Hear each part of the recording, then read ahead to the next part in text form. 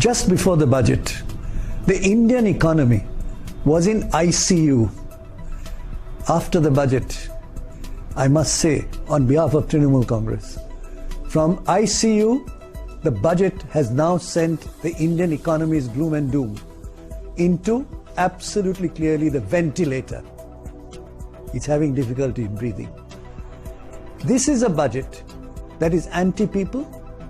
It's a budget that is thoughtless, just everywhere, and most importantly, left out the bottom of the pyramid in every manner. I'll give you an example. The economy, before the budget was announced, GDP growth 11 years low. Private consumption 7 years low. Investments, believe it or not, 17 years low. In 17 years it hasn't been this low. Manufacturing 15 years low. Agriculture 4 years low. In this situation, none of these areas have been addressed by the budget. Let me give you an absolutely clear example on behalf of our party. You'll be shocked to know that radical reduction has taken place in the funds, Government of India funds, in schemes for agriculture. Yes, agriculture, reduction. Health, reduction. Education, reduction. Scheduled caste, scheduled tribe, budget reduction. And together, they constitute a reduction of 8.9%. What does that mean? This government does not have any vision of what the social infrastructure is. Contrast that with Bengal. Agriculture grows by 9 times during our 7 years. Social sector grows by 4.5 times.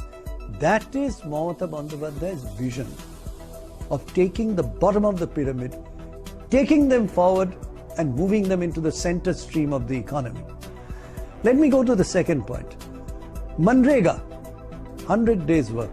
Believe it or not, in this budget, 100 days work has been reduced. The allocation for 100 days work. Shocking. What have we done? Highest 100 days work in the country. Number 1, West Bengal. Highest number of days. Highest allocation from Manrega from our side. Let me turn to National Health Mission. Can you believe National Health Mission reduced by 1%? Never seen that before.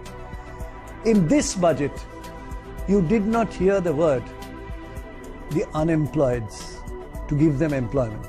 Didn't exist. Not a word. Not, and instead, what do you see? Privatization of what? Railways, LIC, Life Insurance Corporation, into which all of us have invested as common people. Today is being privatized. And do you know that Life Insurance Corporation has been put into ICU already with 30,000 crores in terms of non-performing assets. Now on top of that, you take an institution that we all should be supporting. Now you move it to ICU. And then you move it to privatization to be eaten.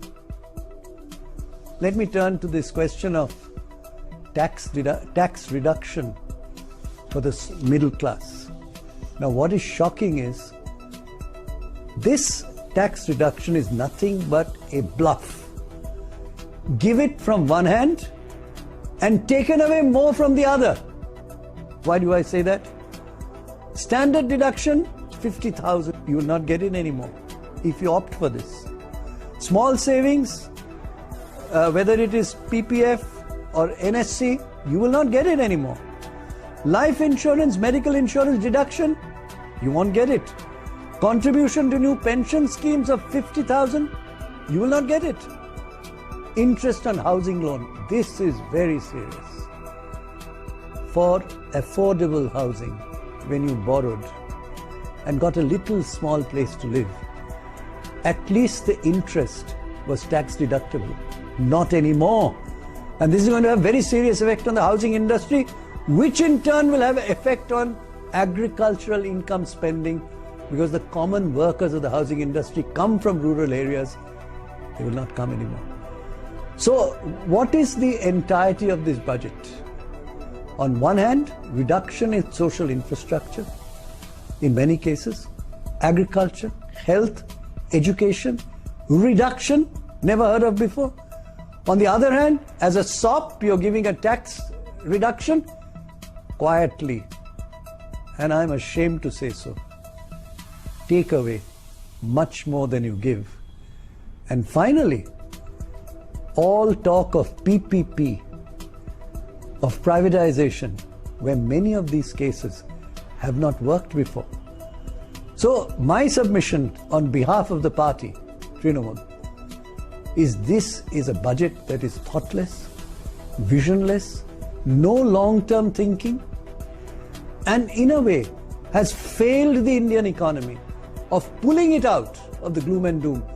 Here was an opportunity lost, the bus has been missed, and the costs will be paid by the common people of India. What a shame. God save India from the hands of those who have no vision, no strategy, only words, 2.5 hours of budget speaking, empty as a vessel that keeps clankering.